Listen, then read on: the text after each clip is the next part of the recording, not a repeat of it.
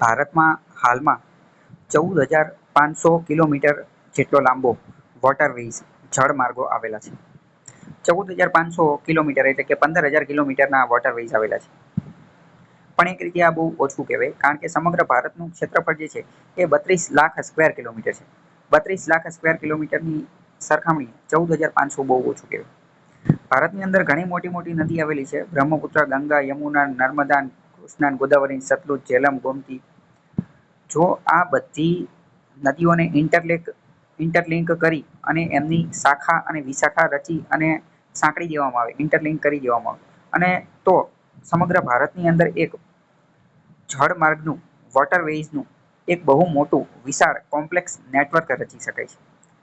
જો આવી રચના કરી દેવામાં આવે તો આના ઘણા ફાયદા થાય.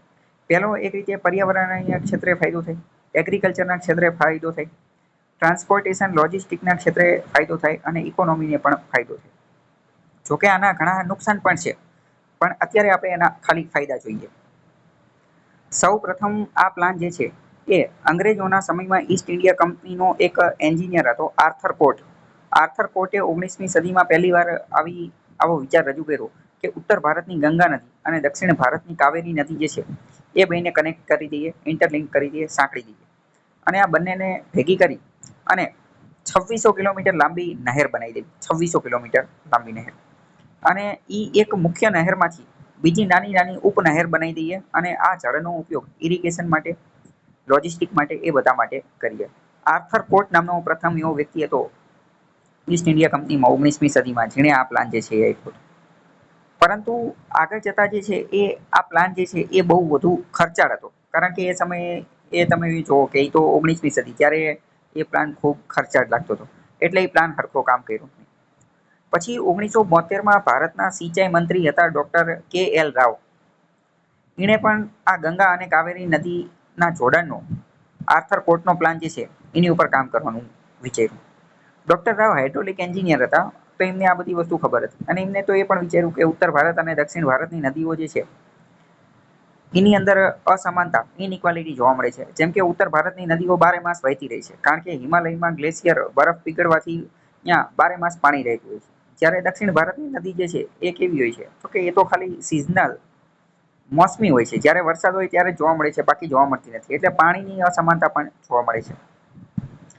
ગંગાની વાત કરીએ તો ગંગાની અંદર જે છે, ગંગા નદીની અંદર 370 લાખ કરોડ જેટલું પાણી, 370 લાખ કરોડ લીટર, 370 લાખ કરોડ લીટર, અને બ્રહ્મપુત્રનું 500 લાખ કરોડ લીટર પાણી જે છે એ સમુદ્રમાં વ્યર્થ જતું રહે છે.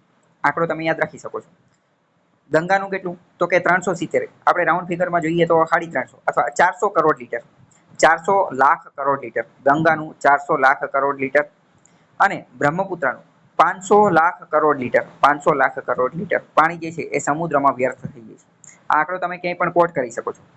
અને દક્ષિણ ભારતની નદીઓમાં તો ઉનાળા દરમિયાન તો પાણી જ હોતું નથી. તો આ ઇનઇક્વાલિટી, અસમાનતા દૂર કરવા માટે કે.એલ. રાવે વિચાર્યું કે ભાઈ ગંગા નદી ને જે છે એ દક્ષિણ ભારતમાં વાળી દેવી જોઈએ અને કાવેરી નદી સાથે જે છે એને ઇન્ટરલિંક કરી દેવી જોઈએ.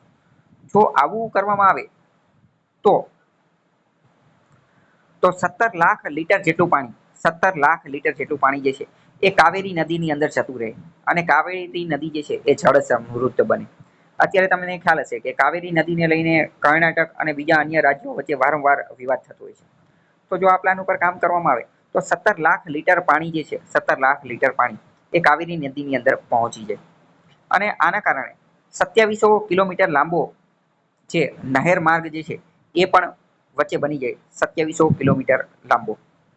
અને એના કારણે અન્ય ગામોને પણ ફાયદો મળે. તો ડોક્ટર રાવે આવો પ્લાન બનાવ્યો હતો કે 2700 કિલોમીટર લાંબી નહેર બનાવવામાં આવે અને 17 લાખ લીટર પાણી જે છે એ કાવેરીની અંદર નાખવામાં આવે.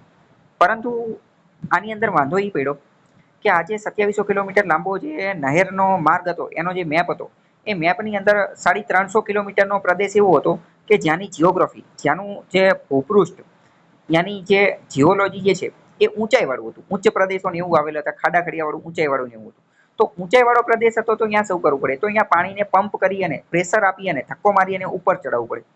તો પાણીને જો ઉપરવાસમાં ઠાલવવું પડે બરાબર, તો અહીંયા મોટર મૂકવી પડે અને વિદ્યુત પંપ અહીંયા મૂકવો પડે, મોટર મૂકવી પડે. તો એની માટે વીજળીનો બહુ મોટો પુરવઠો લાગી જાય. એટલે આ આખો પ્લાન જે છે એ મૂકી દીધો. કેમ? કારણ કે એમાં વીજળી બહુ વધુ વપરાઈ જાય અને ઘાટ કરતા કડામણ વધે. વીજળીનો અડધો અડધ પુરવઠો જે છે એ પંપને ધમધમતો રાખવામાં ખર્ચાય એવું થાય એવું. આની પછી આગળ જતા એક ગાર્લેન્ડ કેનાલ નામનું એક પ્રોજેક્ટ રજૂ કરવામાં આવ્યો. ગાર્લેન્ડ કેનાલ. કેનાલ એટલે તો તમને ખ્યાલ હશે નહેર, અને ગાર્લેન્ડ એટલે કે હાર, તો કે નદીઓની હારમાળા. ગાર્લેન્ડ કેનાલ અંતર્ગત 9,500 કિલોમીટર લાંબી નહેર જે છે એને ભેગી કરવાની વાત કરી. 9,500 કિલોમીટર લાંબી. 10,000 યાદ રાખી લો તો ચાલે. 10,000 કિલોમીટર લાંબી નદી જે છે એ બનાવવામાં આવશે, નહેર, જેમાં ગંગા અને કાવેરી ને એની બધાને જોડવામાં આવશે, ઉત્તર ભારતની અને દક્ષિણ ભારતની નદીઓ. પરંતુ આનું બજેટ જે છે એ 25,000 કરોડ રૂપિયા હતું. તો 25,000 કરોડ રૂપિયા હતું એટલે સરકારે એની ઉપર પણ કોઈ ધ્યાન આપ્યું નહીં. તો આ બધું તો ભૂતકાળમાં આવા પ્લાન બનેલા હતા નદીઓને ઇન્ટરલિંક કરવા માટેના, પણ એકે ઉપર કોઈ સરખું કામ થયું નહીં. સરખું કામ કરવાની શરૂઆત જે છે એ 1986 થઈ. 1986માં પહેલી વાર નેશનલ વોટરવે 1 NW1 એને પરિવહન માટે ખુલ્લો મૂક્યો. પ્રશ્ન પૂછાઈ જાય, નેશનલ વોટરવે 1 કઈ કઈ નદીની અંદર છે? તો એ ગંગા નદીની અંદર છે. ગંગા નદીનો પ્રવાહ જે છે અહીંયા પશ્ચિમ બંગાળ, ઉત્તર પ્રદેશ અને બિહારની અંદર આ નદી વહે છે, અને અહીંયા નેશનલ વોટરવે 1 આવેલો છે, અને એને પરિવહન લોજિસ્ટિક માટે એ મૂકી દીધો. એના થોડા વર્ષો પછી નેશનલ વોટરવે 2 આસામના બ્રહ્મપુત્ર નદીની અંદર ખુલ્લો મૂક્યો, જે 900 કિલોમીટર લાંબો છે, અને નેશનલ વોટરવે 1 જે છે એ 1600 કિલોમીટર લાંબો છે. અને એના થોડા સમય પછી કેરળની અંદર પણ 900 કિલોમીટર લાંબો નેશનલ વોટરવે 3 જે છે એ બનાવવામાં આવ્યો. ઇન શોર્ટ તમે યાદ રાખો, 1986ની અંદર સરકારે જે છે એ પહેલો વોટરવે બનાવ્યો. 1986ના વર્ષને એવી રીતે યાદ રાખો, 1885માં કોંગ્રેસની સ્થાપના થઈ હતી. એના 101 વર્ષ પછી, કોંગ્રેસની સ્થાપના 1885માં થઈ હતી, તો એના 100 વર્ષ થાય 1985માં, અને એના 1 વર્ષ પછી 1986માં સરકારે પહેલો નેશનલ વોટરવે 1 બનાવ્યો ગંગા નદીની ઉપર, 1600 કિલોમીટર લાંબો, પશ્ચિમ બંગાળ, ઉત્તર પ્રદેશ અને બિહારની. એના થોડા વર્ષો પછી નેશનલ વોટરવે 2 બનાવ્યો આસામની બ્રહ્મપુત્ર નદીની અંદર, અને એની જે લંબાઈ હતી એ હતી 900 કિલોમીટર. અને એના થોડા વર્ષો પછી જે છે એ કેરળમાં 450 કિલોમીટર લાંબો નેશનલ વોટરવે 3 બનાવ્યો. તમે જો નેશનલ વોટરવે 1, 2 અને 3 એ લગાતાર એની હાઈટ જે છે એ અડધી એની જે લંબાઈ જે છે એ અડધી થતી જાય છે. નેશનલ વોટરવે 1 તો કે 1600 કિલોમીટર, નેશનલ વોટરવે 2 તો 1600 ના અડધા કરી નાખો બરાબર, તો 800 કિલોમીટર, 800 યા 900 કિલોમીટર, અને એના અડધા કરી નાખો 900 ના અડધા, તો કેરળમાં ત્રીજા નંબરનો નેશનલ વોટરવે હતો, એના 450 કિલોમીટર. હવે આજે આપણે સમગ્ર ભારતમાં વાત કરીએ તો નાના મોટા મળી અને કુલ 111 નેશનલ વોટરવેઝ છે. બધા આમાં ગણાઈ જશે બરાબર. બાકી મુખ્ય તો 8 જ નેશનલ વોટરવેઝ છે. મુખ્ય કેટલા વોટરવેઝ છે? તો 8.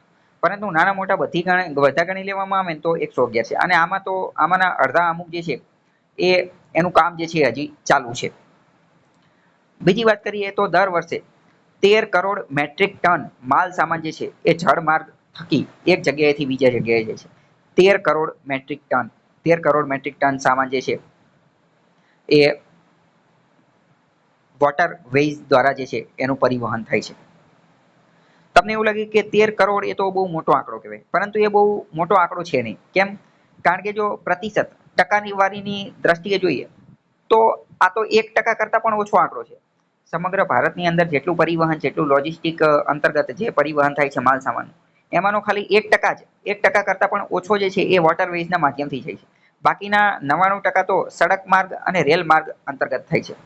જ્યારે આની સરખામણી આપણે અન્ય દેશો અમેરિકા સાથે કરીએ તો અમેરિકાની અંદર 21% માલ સામાન જે છે, 21% માલ સામાન એ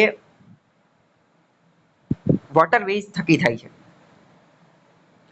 ટકાવારીમાં જોઈએ તો ભારતનો વોટરવેઝમાં હિસ્સો 1 કરતા પણ ઓછો છે, 1% કરતા પણ ઓછો. જ્યારે અમેરિકા તો 21% માલ સામાનનું જે પરિવહન જે છે એ વોટરવેઝથી કરે છે.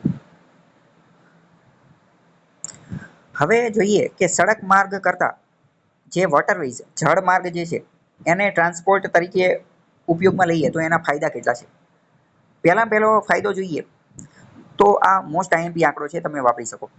ભારતમાં 1 ટન સામાન જો રેલવે દ્વારા લઈ જવામાં આવે, 1 ટન સામાન રેલવે દ્વારા લઈ જવામાં આવે તો 1 રૂપિયાનો ખર્ચો થાય. 1 ટન સામાન જો ખટારામાં સડક માર્ગ દ્વારા લઈ જવામાં આવે તો 1 કિલોમીટરના 1.5 રૂપિયા થાય.